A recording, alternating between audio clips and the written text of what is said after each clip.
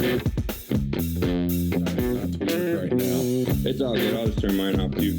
Okay. So, why did you choose the name High Horse? Oh, that's a good question, Nate. Thanks for having me. I am not sure where exactly it came from. It was one of those things that was just kind of in the air. It felt like, I don't know, horses were having their moment. I was living in kind of a rural part of New Mexico with my partner, and there's horses all around our neighborhood. This was in Aztec, New Mexico, and I don't know what it was about the name High Horse, but it just kind of kept coming up in my brain. So I don't know if there's really any more explanation from that. I think I threw it out there, and me and my co-conspirator partner who started this whole thing had a couple ideas, and I'm trying to think of what some of the other names were. I can't think of any, but High Horse just kind of stuck. I figured I could see kind of the branding if we were to go that far. You know what I mean? Yeah. So yeah, and there's kind of like a double entendre of, you know, an actual kind of highfalutin literary magazine, you know, Yeah. and also just like the image of a high horse. So I don't know. I thought it was kind of multivalent enough that it worked on a few different levels. Yeah. I was thinking about it today because I really don't. Obviously, the definition, like the expression, like you said, is sort of someone who is like holier than thou, or like someone who's preaching, or something like that. Right. So I like that you. It is sort of ironic because I feel like when I read you guys' publications or kind of think of you as a magazine, it's not exactly. It's sort of opposite of that. How you kind of stand within the literary world, just in the grand scheme of things. Because I feel like just knowing so many magazines, it's like it's almost ironic in comparison to other places. Yeah, I mean, we like to maintain a level of humility and also have a sense of humor. So I think it works. Like we've never thought about rebranding or changing the name of it for any reason. I feel like it's going to stand the test of time. Yeah. Wait, when did you found it? So we're marking the third year of our literary prize, the Tipalo Yerkants Prize for Literary Excellence. This is our third year, so I think we're almost 4 years deep now, which is really cool. Yeah. And what was kind of that formation? Was it, like you said, it was a collaboration that kind of started, it came together as like a collaboration. Was this like someone that you knew prior and you talked about it, or was it something you wanted to do on your own and then it kind of just came together? Yeah, so me and my co-conspirator Reese, the other co-founder, we met in graduate school. We were both doing our MFA at the University of Wyoming, and we both kind of were starting different new chapters of our life, which we're going to kind of which kind of meant that we were going to take a step back from really maybe producing as much as we were as far as our writing went. We were both starting families, but we still kind of wanted to be in the mix. I've always really loved the idea of like curation and editing. I feel like I've been really good at that, and I like to think I have decent taste. So just kind of maintaining a level of kind of like involvement in the community. We thought, why the hell not? Let's start our own little literary publication and see what happens. Definitely. Was it still like lockdown when you started? Yeah, pretty much. We graduated, we finished our programs in the summer of 2020. So it was like right when the lockdowns happened. Nice. Um, and that was pretty strange. Our mentor, Brad Watson, who's a Southern writer, protege of Barry Hanna, Oh, nice. Brown, he's the reason why I think both of us went to that program. Mhm. Oh, I can say pretty uh, certainly it was the reason that I did, and I'm pretty sure it was the reason he did. Um, he passed away right after we had both defended our thesis, Wow. which was pretty devastating. And yeah, and then we were both kind of like going through it, not really sure what we were going to do. We talked about like going to work for an oil field just to make money. Yeah. He's from Texas. I was in New Mexico, and yeah, so we started this probably the summer of 2021, maybe 22. But yeah, somewhere around there. Nice. Yeah.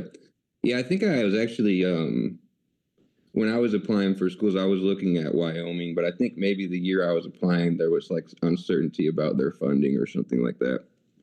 But I was looking at that school. Yeah. Do you think that? So I guess we could talk about place because I did want to talk about. You said you're in Santa Fe. I think in the website, San Antonio was mentioned, and then Wyoming. Yeah. Um, have you ever lived anywhere else outside of? I guess what would that area be called? Like the Southwest, maybe. Yeah. Southwest, Mountain West. Um, I actually grew up in St. Louis, Missouri. Okay. And my partner in crime is in Lubbock, Texas. Mm-hmm.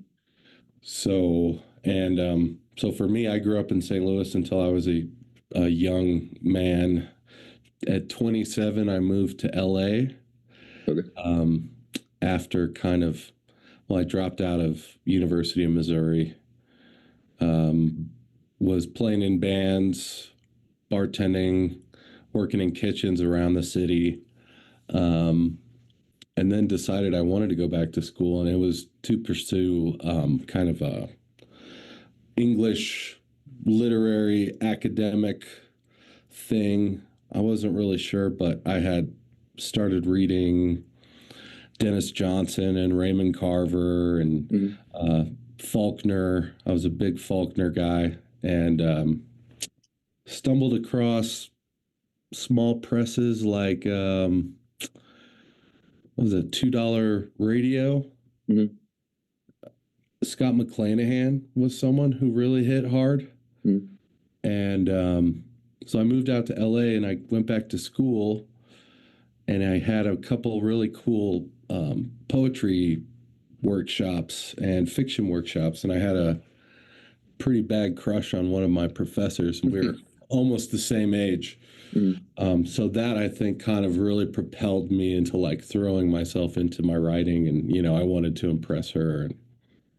Um, and then she encouraged me. She had an MFA, and she encouraged me to look at different programs.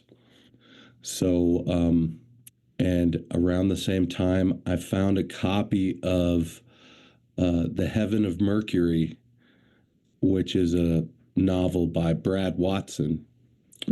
And I was so blown away by it that I picked up and drove to Wyoming to meet this guy.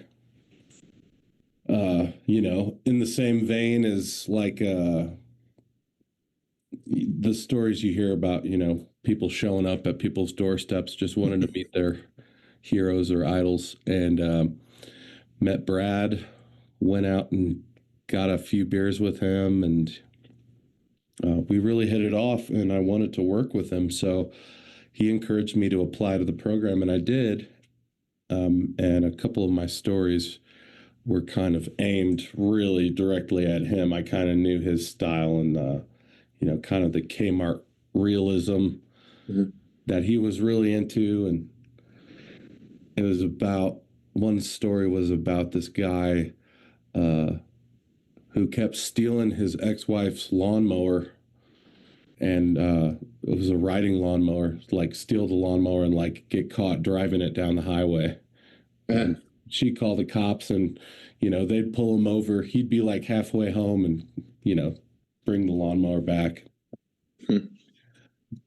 um but yeah, so I lived in LA and went to University of Wyoming, where I met my wife, and she lived in New Mexico. So I've been down here ever since. the circle. Yeah. Would, Yeah. would would you call St. Louis the Midwest, or having lived in both the Southwest and St. Louis? Do you think St. Louis is the Midwest, or is it? Yeah, I mean, I don't know where the lines are drawn, but we always said it was Midwest. Yeah. It was the west of the Mississippi, right? Yes, yes. So, like, I had family in Illinois, it's where my dad was from. So we would consider St. Louis, to the west. So as Mhm. far as like the western expansion, it was right across that divide. Yeah. I always think about that with baseball, like the Cardinals. You know, Oh yeah. like they're in the Midwest division, but kind of almost seems Southern. Yeah, we get that a lot. It's kind of a southern, it feels like a southern city, I think, kind of the same way Chicago kind of feels like, you know. Yeah. Where are you from, Nate? Are you in Pittsburgh? Do I have No, that right? no, I'm in. It's called the Quad Cities. It's on the Iowa Illinois border. Okay, Um, nice. yeah, it's like a smaller city, like 100,000 people, but yeah, Eastern Iowa. Nice. Yeah. I lived in Chicago a little bit, and then I went to grad school in Ohio, which maybe that's what you're thinking of, but that was kind of closer to Cincinnati. Okay, yeah. That part of the world, I've spent a little bit of time in Iowa, just touring in bands and stuff. We always Mhm. play in University of Iowa, and Iowa City was a really fun town. Yeah, did you play at Gabe's? That sounds familiar. Yeah. Yeah, yeah, that's where I went to undergrad. It's kind of like Nice. it's like a punk bar. It's crazy. I was looking at this. Well, I don't know if you noticed on my Instagram, but I kind of had a wave watching this Minneapolis rapper named Idea, but he had this kind of freestyle jazz band that they would do all improv. And one of his CDs that's live, there's like half the CD was recorded at Gabe's, and I was like, I can't believe this happened there. It Hell seems yeah. like it was too important. That's really cool. Yeah, definitely like a staple there though. What type of music did you play? Oh, I was in kind of folky, punky rock bands, indie rock kind of stuff. I was in a band called Pretty Little Empire Hmm. and a band called Bone the Locomotive. Oh, nice. So kind of, you know, I would say like Wilco, Okay. Uncle Tupelo style. Yeah, kind of like that Midwestern Americana Hmm. thing. They're from St. Louis, right? Yeah, Wilco's from they're from Illinois, they're from Belleville, Illinois, which is pretty much St. Louis. It's like Okay. East St. Louis.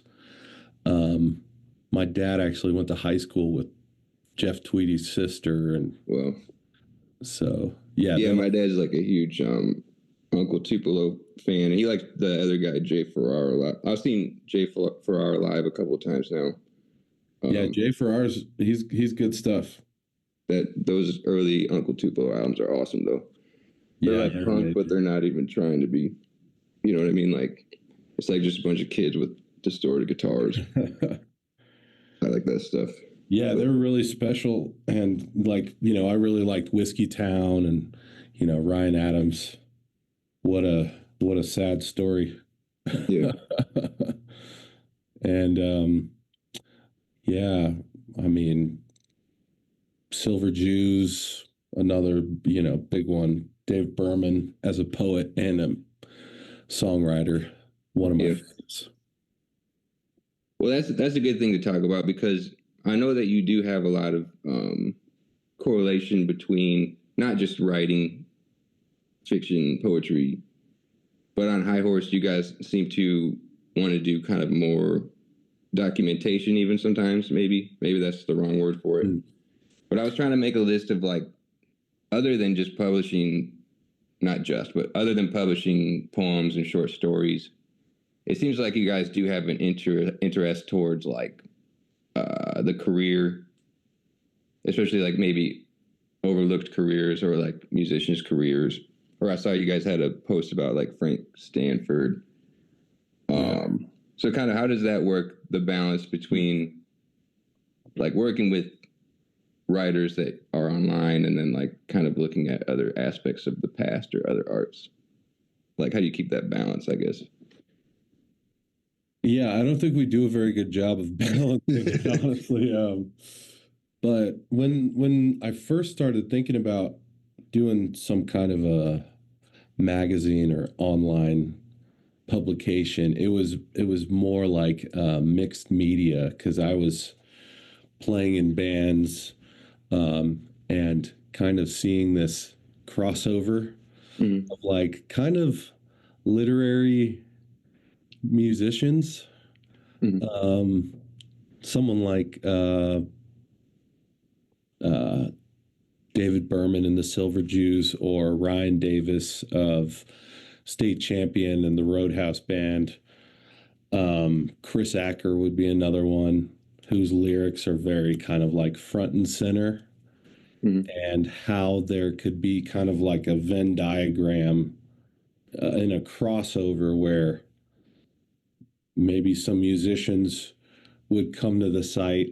We'd write about musicians. We get people who would maybe not read a literary magazine like the Paris Review or something like that, Mm-hmm. but they'd be drawn in for the music writing, and then maybe stay and read a couple short stories or poems. And then from the other angle, some of the writers would come in and learn about some new music. So I was kind of trying to get those Venn diagrams where there's kind of a crossover. Yeah. And someone like Frank Stanford has just always been a poet who blew my mind and never, I don't think, really got the recognition he deserved. Mm-hmm. Um, and when I saw that there was a autobiography coming, or not an autobiography, a biography coming out about him, I was like, well, we have to do something about this on the site. And we've done a couple interviews, but that was something that I really wanted to do, just to kind of like shed light on someone like that. And Yeah. just the huge project of trying to put that together with so little, as far as, the guy lived to be 27, 28 years old. Mm-hmm. And I mean, just never really got his fair shake or time in the sun. Definitely. Yeah, it's hard for me to tell like well, because I grew up in Iowa, not far from Iowa City. Was always going there. It's like hard to gauge someone like Frank Stanford. He's like not a household name, but like in grad schools, he's like well known. Yeah. But that doesn't mean that he's like well known in general. I feel like the one person that I'm trying not to be bitter about is like I feel like when I was in undergrad and I discovered Dennis Johnson, as you mentioned, he Uh-huh. was like really not that known. And now it's like he's been dead for 8 years or whatever, and it's like people who just aren't really literary readers know about him. And I think that's a good thing, but it's also interesting kind of how how those worlds stay separate most of the time, maybe. Yeah, he kind of got his big time in the sun after that movie, but Yeah. he's still incredibly underrated. It's so interesting how it's such a small ecosystem. Hmm. Um, and I don't know if I would say that Dennis Johnson is like a bro writer. I don't think he's really a bro writer, but he's kind of like uh, I don't know. I feel like it hits for a young man Yeah. reading something like Dennis Johnson, where he's very self aware. Right. He's like a flawed human, Yeah. and probably not living up to expectations in so many different ways. Like depending on which one we're talking about, but especially Jesus' Son, Right. and uh, yeah. So that's interesting. I wonder what years did you go to graduate school? Well, I discovered him in undergrad in probably about 2012. Nice. Uh, and I would say you're right to say a lot of the things I enjoyed about it at first was like that it was kind of trippy and depressing and a lot of drinking and stuff. But Mm-hmm. but I do think he is misunderstood, which I think this is what you were hinting at. But he is misunderstood in that he was like sober. He wasn't like he wasn't celebrating drinking. Yeah. You know what I mean? He was actually doing the opposite. Anyone who drank in his stories was like being kind of oddly punished for it. Yeah, or like he was well aware that it was self-destructive and not like Right. having fun. But Yeah. I think most of the writers who do write about that, um, a lot of them have gone through like that uh, dark time, and Mm-hmm. they write about it because um, it's whether it's a cautionary tale or not. Mm-hmm. Bukowski Right. was very well aware that he was killing himself. Yeah. Yeah. Yeah. Bukowski is definitely another example, and I think part of his work is like how his characters lacked any form of empathy, and Hmm. I think that kind of it comes with the alcoholism. I think like his Yes. character is his persona, which I don't even know how close it was to actually how he was. I've seen interviews of him performing for cameras, and I've heard people talk about him, but I definitely don't think that the Charles or the wait, what's his name, Henry Chinaski. Yeah. I definitely don't think that Charles Bukowski is like celebrating everything that he does in his books. But I No, think I don't people think often so. read him and say, "Oh, here's this pig, here's this bad person," and then they're one and the same with Bukowski himself. You know? And that's interesting. And here's another point about Bukowski that I think is uh, very strange is that how many like young women who I've met who are like writerly love Mm. Bukowski for some reason. Yeah, I think it's probably yeah, it's probably polarizing too. I'm always surprised, but it's yeah, like you said, it happens more than you think. Yeah, Um, it's like they appreciate his honesty, yeah. I guess. Like young writers who are like love the book Lolita Oh right. and Yeah. love like Bukowski just because they're like, well, at least he's showing us who he is and not like a wolf in sheep's clothing. You know what I Yeah. mean? Right. And I think it's a lot of it. A lot of the problem comes with the fact that he's male, because I think there are plenty of women songwriters, writers, whatever, who do like the exact same thing as him, just from their own perspective.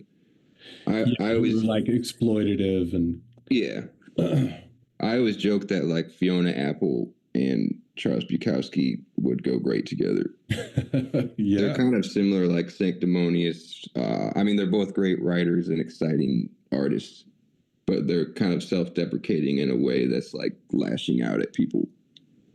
Yeah, totally. And they're using their, well, I guess it's a little bit different because Bukowski's kind of like a very disgusting Right, right. human being. And Fiona Apple kind of is like, the sexy version of that and Mhm. uses the sex appeal, which, a lot of young writers do in one way or another, Mhm. whether it's Ali Rowbottom or Emma Klein, or a male's version of that would be someone like Worst Boyfriend Ever, who I just found out about it. I don't know that. He was like a very exploitative Twitter account, kind of like that writer Anonymous, who wrote like Confessions of a Oxygen Thief. You ever heard Mm. of that one? Mm-mm. It was just like very overtly misogynistic, sexually exploitive, like, uh, just writes about their sexcapades and how they don't really care about these women that they're sleeping with and Yeah. all that stuff. Anyways, it's an interesting angle, kind of like Bukowski, where it's like, I'm just gonna throw it all out there, Yeah. and you probably, I'm a creep, and this is like me pushing the limits of polite society, kind of. Yeah. Yeah, it's definitely like a tightrope to walk upon, or you can choose whether or not to cross the line. I feel like anyone can say whatever, but um, I don't know. Sometimes I haven't read what you're talking about. Sometimes I feel like when people are just trying to be shocking for the sake of being shocking, I lose interest in it pretty quick. Yeah, me But too. but stuff like certain people can do it really well too. I don't really do you think what do you think the difference is, or what's the line, or how do you not fall off of it? That's tough. I mean, we had a really good story in our publication called Blonde Hmm. by Gabriella Gorgas, I think was her name. Hmm. Gorgas. I might be pronouncing it wrong.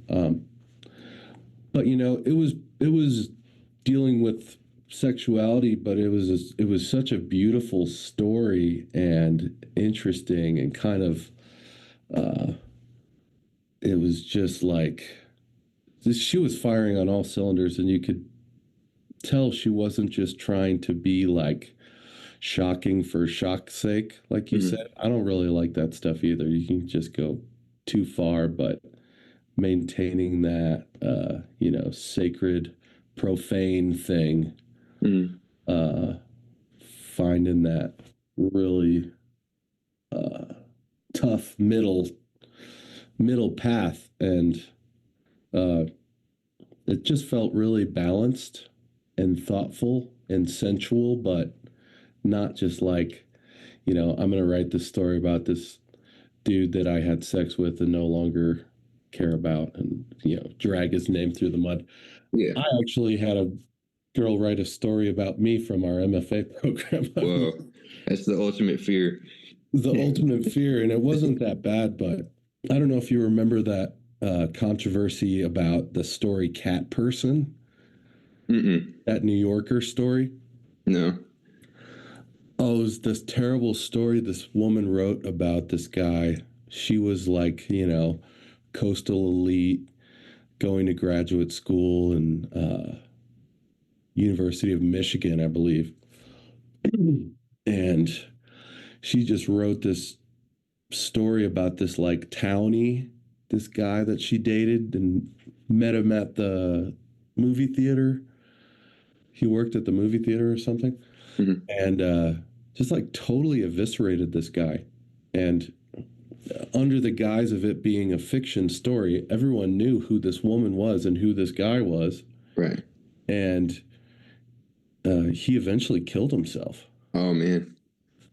And I had a friend that knew both parties, and it was just like, you know, where is the line with some of this stuff? Like, you could change a few details, Mm. and that could really help save someone's feelings, or you know, the girl who wrote a story about me, really, it really wasn't that bad, but Yeah. it did feel strange at first. I felt like kind of um I felt a little bit like betrayed. Hmm. um but some writers are just, they'll do anything for a good story. Yeah, I've definitely. told stories out of school, you know what I mean? Yeah. I didn't get them published at the New Yorker, but Yeah. Well, I'm sure she was talking about it to everyone while also writing about it. yeah. Yeah. Yeah, it felt pretty weird to hear like, oh yeah, you know, what's her name wrote a story about you and we workshopped it this week. Dang. It's like, oh God. Yeah, But that's tough. Um. I'll put a link of it in the show notes. Oh, that'd be hilarious. Yeah. While we were talking about writing about real life people, uh, when did that New Yorker story come out? Do you know what year? It was called Cat Person Hmm. by Kristen Ropenian, something like that. It came out in 2017. 2017. So a little while ago. Because I was just thinking about we already talked about COVID and literature online magazines and stuff. I wonder if that sort of problem was heightened by how online writers became to, like writing about people and then sharing it. And I wonder if that was ever an issue where like people were writing about other Twitter accounts. Yeah, I mean, you can see that in a lot of the like Crump Stack, Mm-hmm. people kind of going around to parties and kind of shitting on people that, you know, are their friends, or at Mm-hmm. least, their peers. I feel like you can kind of see that in a lot of online writing, Yeah. depending on how much they want to like cover it or change the details of it. But Yeah. it's probably, I mean, it's been happening since probably the beginning of time, you know. Mm-hmm. Right. Yeah. But it feels more close and personal, um, because you can read it, maybe people don't wait until those people die off or there's Right. enough distance. It just seems so immediate now. Yeah. Well, the only one I could think of that I did not read, but and I pretty much avoid Twitter at all costs these days. I might have an echo. Hold on a second. Um, but there was that Molly book. Yeah, Uh, it's funny you mentioned that. I just finished reading it. really? Did you like it? Maybe it's controversial to answer. Um, I thought it was very well done. Yeah. Um, I thought Blake Butler did a really good job of um, laying it out and not trying to make himself look like some kind of a flawless hero. Mm-hmm. He goes into great detail about like kind of his self-destructive behavior, which I thought was very brave. Mm-hmm. Um, and he definitely doesn't paint himself as some kind of a hero. He's more of like like a part of the problem, Yeah. and he's trying to do his best as like a flawed human being with, alcohol issues and drug issues. Mm-hmm. But I thought it was interesting, and I might have read it going into it, just kind of seeing what all the hype and drama was about. But I took away from it that he did it as a kind of, I don't know. He's obviously working through something. I thought it was a really brave book. Yeah. Yeah, it But seemed like at the time people were just hearing what it was about and then becoming enraged about it instead of like reading it. yeah, and that's usually what happens. It's like you see the headline and you don't actually read the book or the article and you just Mhm. jump to conclusions. Yeah. Are you still pretty active on, I guess X is what it's called? You know, I go down the X rabbit holes every once in a Hmm. while. I don't post a lot. I'm Yeah. kind of trying to like find new voices and new writers Hmm. from X. Like I found Cletus Crow, who I think is pretty cool. We published some stuff of his, and yeah, another guy. His name's Adrian. He's doing some cool stuff, similar to like Frank Stanford. He says he wants to be the Frank Stanford of the Northeast. Oh, yeah. And so, yeah, I'm always kind of looking around for new and interesting posters. Hmm. It's funny that we publish a lot of poetry, and that Yeah, I was noticed that. for Yeah. my intention. One But one person, I can't remember his name, but I was on your site today. You just published him, and then or I don't know, they sent me something for Secret Restaurant actually, but nice. I haven't read it yet. Was it Austin? Yes, I think so. Yeah, Nice. yeah. You're a lot more mature than me though, because you're talking about going on Twitter to find writers. I feel like I haven't been on in like 3 years, but my ego was so fragile. I immediately was like being competitive with everyone on Twitter. I wasn't looking for writing. I was looking for affirmation of my own writing. Okay, yeah. So that's Um, interesting because I haven't published a lot of work yeah. lately. And for one reason or another, um, so I'm not really looking for like feedback Mhm. necessarily. And I don't think we're really very good at like getting the algorithm to notice us Right. either. I've never really figured out how to do that. We've been kind of growing organically since the beginning, and I think there's something to that. Yeah. But I can also get pretty worked up about Twitter. Yeah. Definitely. It's like the combination of just being all words and being all strangers is like a nightmare. Yeah, and just some of the stuff that the algorithm throws at me, and it probably is from, my own fault. Yeah. Times it just kind of leaves you pretty feeling hopeless. Yeah. Do you do any real The world state stuff? of the world. Right. Yeah. And that they do that on purpose for sure. Do you do any events or anything in Santa Fe or San Antonio? No, we keep talking about having a launch, and it's like 3 years too late. Yeah. But we would like to do something like that soon. Or I've talked to a couple people about doing like, at least having like a booth at AWP or Storyfort. Mhm.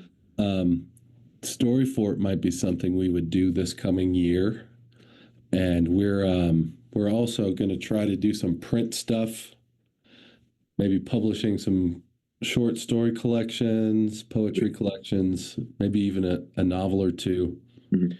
and just have something to kind of hawk at one of these things. Yeah. And making some merch too. I'm like a big fan of uh, just like a cool T-shirt. Mhm. So Yes. we're talking about kind of getting into print and doing more events like that. I'd love to do something in Santa Fe. I've Mhm. been meeting people that in the writing community here, and yeah, Santa Fe is kind of a weird town. It's like very very sleepy. Everything kind of shuts down by 10 o'clock, and There's St. John's College, but there's not another college here. I work at the community college, but there's um, it's kind of a small scene. It sounds like the perfect place to take over then. Yeah, Yeah. The high yeah, it horse kind of rolls feels like into that town. sometimes. Yeah. No, I think it's time. I think it's time, man. I do also like, just going back to your what I was saying about, you were talking about music and not just talking about poetry, not just talking about short stories, but seeing how the audience can be widened by biography or informing people of artists they might not know about. I think that's a cool idea. I was thinking about, there's this Hunter S. Thompson quote where he's saying that all writers actually just want to be musicians. You know, seems like every writer also is a musician, like you said. Yeah, I mean, I played in bands for a long time, and it's funny. I kind of hit a wall with just um, there was so many people that needed to be happy in those bands. Like being in a band is tough. Yeah.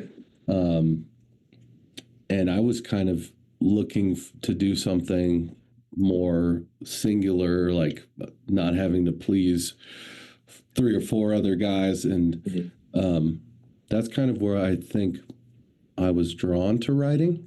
It's Yeah. kind of like enjoy a little bit of isolation, but almost immediately I started to miss that feeling of being in a band. So after graduate school, I joined this of like a honky tonk hippie country band, and we played a lot. Met a bunch of really cool musicians, um, and so I think it's kind of like tilling soil where you have to rotate the crops and get a little bit of collaborative art, and then maybe go back and uh, do your own thing for a little while. But I think you're right. I think music is the highest form of art. I'm also a big fan of painting. I taught some art history courses, and really, really love kind of just like the history and um, how art has kind of shaped our culture. Um, so yeah, it sounded pretty. I'm not sure. Oh yeah, the musician thing. All writers want to be musicians. I think that's probably true. Yeah. I think it was Hunter S. Thompson. Anyway, he was a, I think he associated typing with music or something like that. So what else are you working on now? Are you working on any of your own personal work, or mostly just doing the editing, curating? What kind of projects do you got going on besides the stuff you've already talked about? Yeah, so I've actually just started looking at some work in my either my notes app or like Google Docs of just poems that I've eked out here and there for the last few years, and just kind of going back and doing some work on those. I'd love to start publishing some of my own work again. It's a little tough. I have a 2.5-year-old and full-time gig, and I know that's bad excuse. You just got to find the time and do it. And we're also in the middle of our third annual literary prize, so I'm going through a bunch of people's work. We probably got maybe not as many as we had last year because we had a shorter window, and we did that on purpose.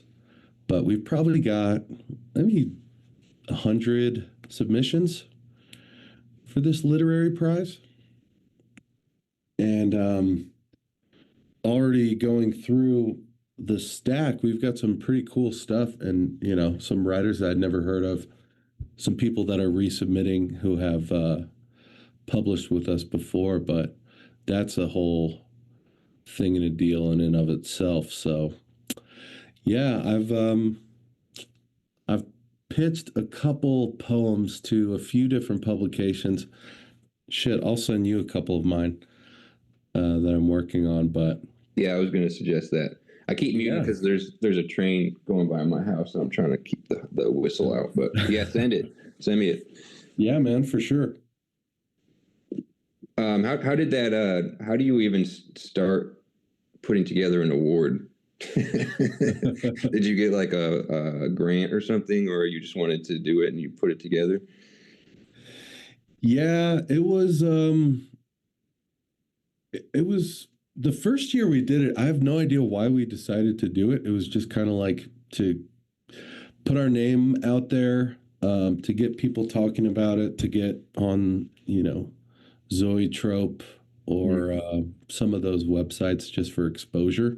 Mm-hmm. And also, when you're a new thing and people don't really know about you, it's hard to kind of collect submissions Right.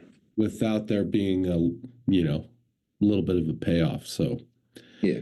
that's how we got to know a lot of different writers that we're still, in communication with. And we just found some really, really cool people that had never really gotten their time in the sun. Mm-hmm. Um, really cool writers like Logan Zelk, who's a name that, he's kind of a strange bird.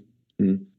Uh, we might need to bleep his name out. I don't know if he's actually goes by that name or. Okay. I'll try to remember. But yeah, some really cool writers have just kind of showed up from these open submissions for our literary prize. So Yeah. pretty cool stuff. Made some good friends, good connections, and yeah, it's a good thing that the world feels smaller because of the internet.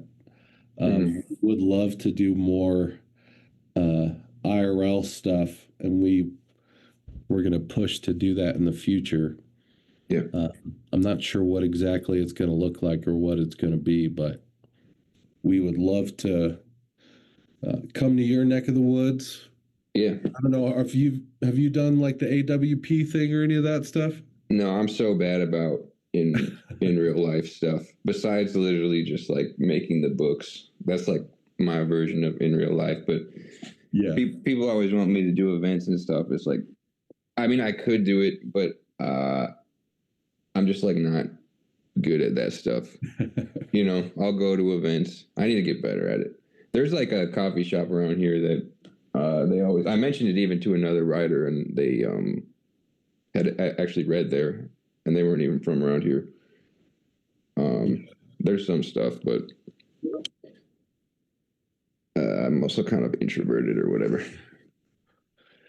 Yeah, I'm kind of the same. Just it's nice to do it from the shadows Right. and still kind of feel like you're in the loop and part of a community. Yeah, definitely. Do you think more people found out about you because of the award, or is your submissions about the same? There wasn't a huge uptick this year, and we talked about doing like a submission fee, but then we were like, no, let's just leave it open for now. Let's just let it ride. Yeah. So you can imagine we get some pretty weird stuff coming in from all over the world. Right. But, sometimes probably. Yeah, man, some just the wildest stories. And some of them are pretty fantastic. Like it was hard to pick winners last year, I remember. But yeah, I don't know really how it's happened, but we've just kind of grown organically. I do reach out to writers that I like, and I'm not afraid to just be like, "Hey, your stuff's really cool. If you ever have anything new, please. If it's looking for a home, if you're looking for a home for any new work, please send it our way." And it's cool how small the world is if you just reach out to someone and say, "Hey, you're a really cool artist, and we'd love to become friends or acquainted. Um, so yeah, it's funny. We've published some stuff that I think is kind of like turned some people off. So we'll lose like 10 or 15 followers, and then we'll gain another 10 or 15 followers. So it's kind of like, we see this kind of like back and forth, and we're not really um, trying to say, or we don't, like, it's not a political act Mhm. for us. We really try to stay away from that stuff, but it's funny how some things can turn people off. And Yeah. um, Yeah. I even try just not to think too hard about it, but sometimes we can get a little too like bro heavy. yeah. I think that's kind of unavoidable. I think there's just a lot of bros in literature. I think Yeah, it's and I think like that's really 3/4 cool. of literature.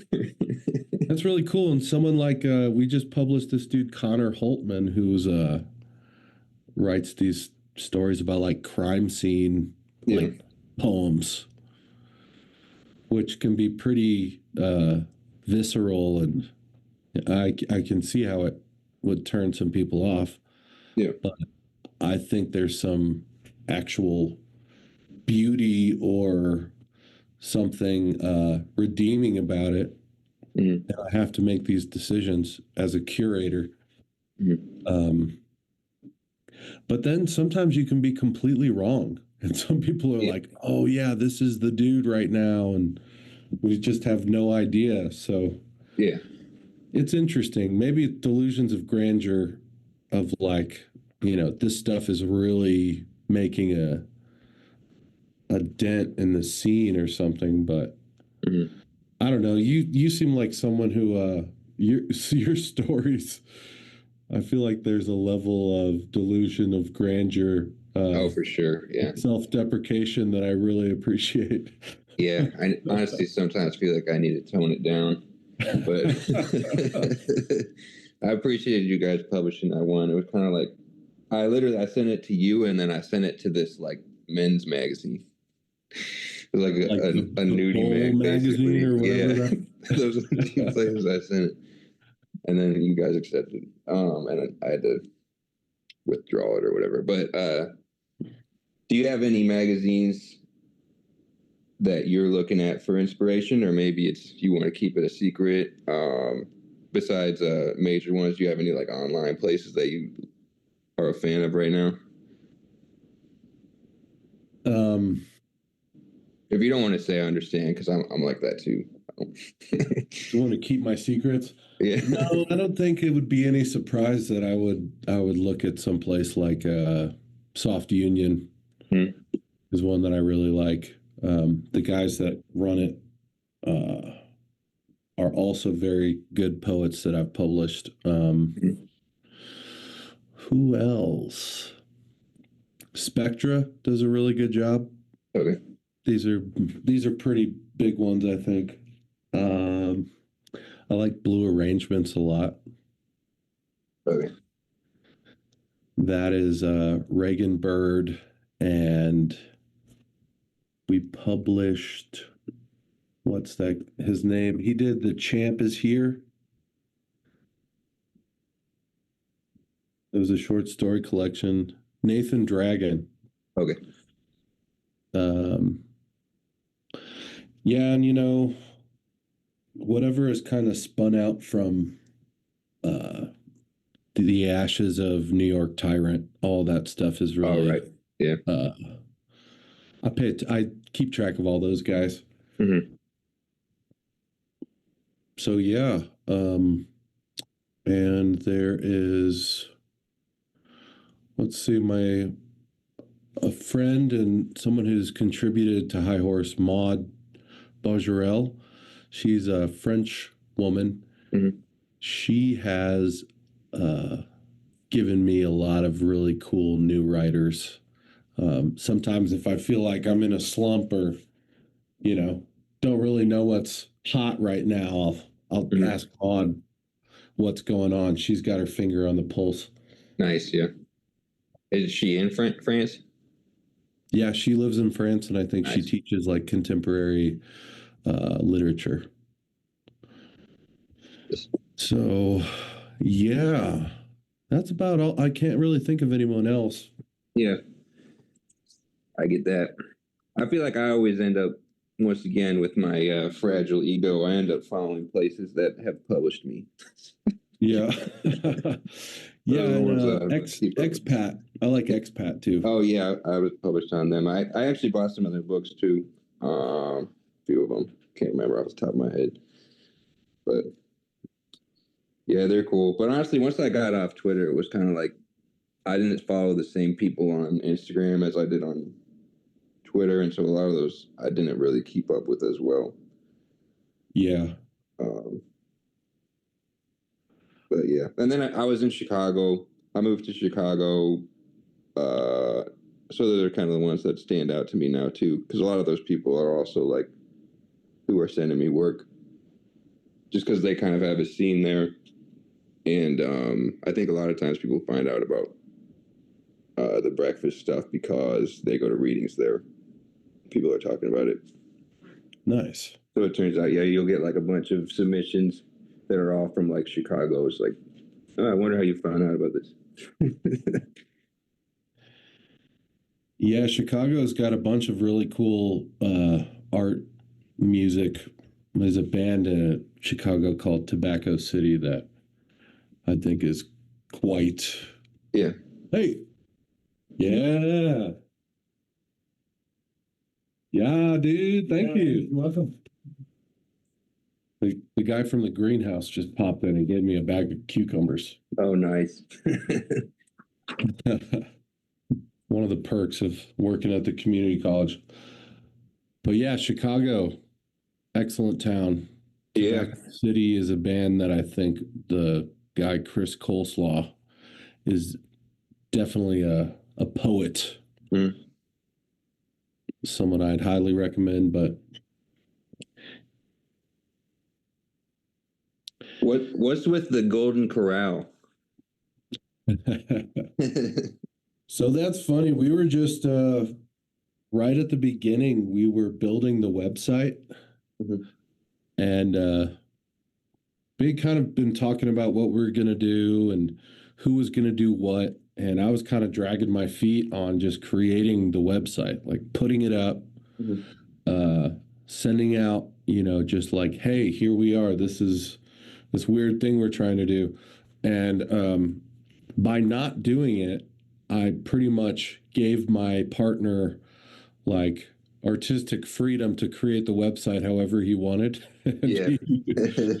He wrote like the bio about, we had a conscious crisis of conscience or something at the San Antonio uh, SeaWorld or whatever. And then he made it, the literary section was going to be called The Golden Corral, and the music section was going to be called Winnies and Nays. Yeah, I think it's still like that. Yeah. Yeah. Yeah, we just never changed it, but we threatened like the only form of payment that we would give writers for a while would be like a gift certificate to the Golden Corral. Yeah. Like it was some kind of a sponsorship deal we had. Yeah. Which who knows? Maybe one day. Someday. Yeah, I'm online just enough to understand it that it wasn't true. Yeah. I had to even Google if that place was still open. There's one here in my hometown. I just kind of forgot about them. Oh yeah, I hope it's thriving. Yeah, it's one of those places that the parking lot's always full. Yeah. It's kind of like a Ponderosa. I was in the land of Ponderosa in the Midwest. Yeah. Nice. But Well, yeah, it's just fun. We're just trying to have fun. yeah, I like it. And even when I'm like, oh, this is a little bit too much and trying to like reel it in. And we just don't want to be one of those places that takes ourselves too seriously. Yeah, definitely. So is everything you guys put up both agreed upon, or you get like, I absolutely want to publish this? Yeah, we can go back and forth on some stuff. Like the literary prize, we've had you know, Hmm. we've had to duke it out, Yeah. but it's all in good fun and in friendship.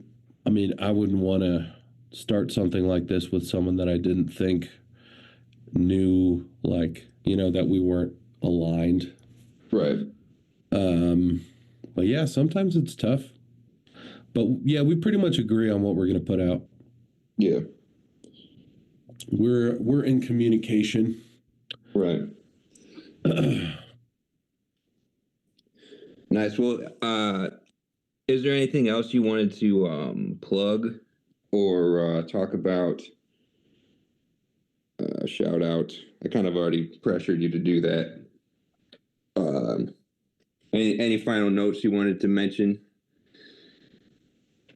Well, highhorse.blog, Mm-hmm. we are about to close the submission window for our literary prize, but we are always open for online submissions. Mm-hmm. Like I said, we're working on finding manuscripts of collections, and we would love to start a high horse physical press. So that's in the works, coming down the pike. And yeah, that's about it, Nate. Nice. Do you know between the highway with the receipt books? Mm-mm. Oh yeah, his name's Alex. I met him in Ohio. I feel like you should reach out to him and see what he's up to. I feel like you guys would get along. He's super into kind of finding manuscripts, and his reading is very interesting. He writes and stuff too, but Nice. yeah, Between the highway. yeah, it's one word. Oh, these look cool. Yeah. Anyway, I appreciate you meeting with me, and you should definitely send me something for my own plug of Secret Restaurant Press's Breakfast coming out. Submissions open till December 15th. Nice. I will. Yeah. And thanks for having me, Nate. This has been fun. Let's keep in touch. Absolutely. Yeah. Have a good rest of your day. All right, you too, brother.